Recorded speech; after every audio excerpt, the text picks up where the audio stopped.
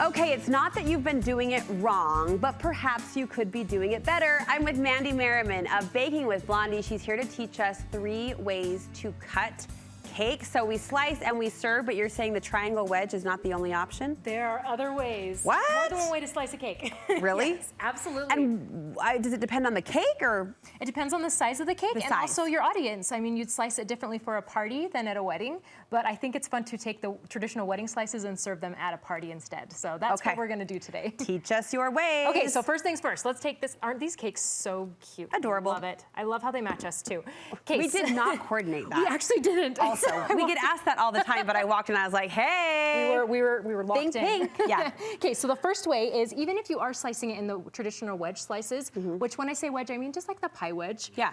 What people do is usually do like halfway down and halfway down in triangles. What I do is I slice the entire thing in half. Okay. And you always make sure to use a sharp knife and have a rag nearby. So not a serrated knife. Yeah, and I have this hot water on this side, and what that does is it helps make nice, clean slices. And then what I do is I think about, okay, how many people am I going to serve?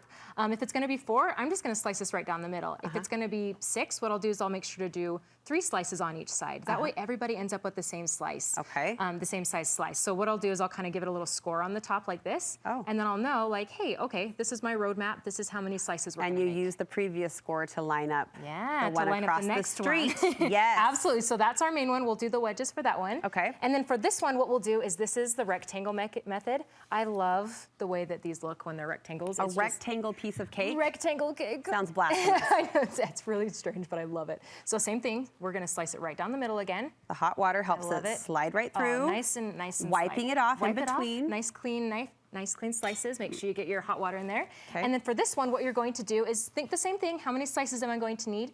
And you're actually going to slice them just perpendicular to it. So you end up with slices that are more like this instead of the wedges. Yes. And then what I love about this is that some of them I know are a little bit bigger than others. So some people will be like, hey, well, some people get more frosting than I do.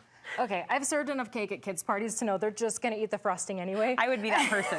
Wait a minute. Or some kids at heart. And so what we'll do for that one is you'll make sure to give that tiny slice to the littles. So rectangular slices allows what? Us to serve more cake? Yeah, I think you can be able to control more servings for that one. So for this one, you can definitely get more. Right. Instead of like a tall, skinny one that way. I also think they just look really pretty on the cake. So you'll on the plate, so you'll have like a longer one. You could also slice it in half again if you want to, just like that. So we're gonna talk about that one with our big one though. Okay, what's this one's my favorite. Going on? I'm gonna get my big mama knife here. Here it comes. My knives. Okay, so for this one, this is how you get max number of servings out of cake. Okay. So first things first, if it's a tall layered cake, you're gonna make sure to take the top tier off. And then instead of going in the middle, nothing in the middle, we're gonna start right on the side. So you're gonna slice it right down the side right here. What? I know, right? Some people are like, what is she doing? And you're gonna hold it on the side. Okay. And then you're going to give it individual little tall wedges. There it is. Right there. So look, we got one, that's a really tiny slice right there, but 1, 2, 3, 4, 5 slices just out of that little section right there. You know why I would accept that small slice? Because it has the most frosting.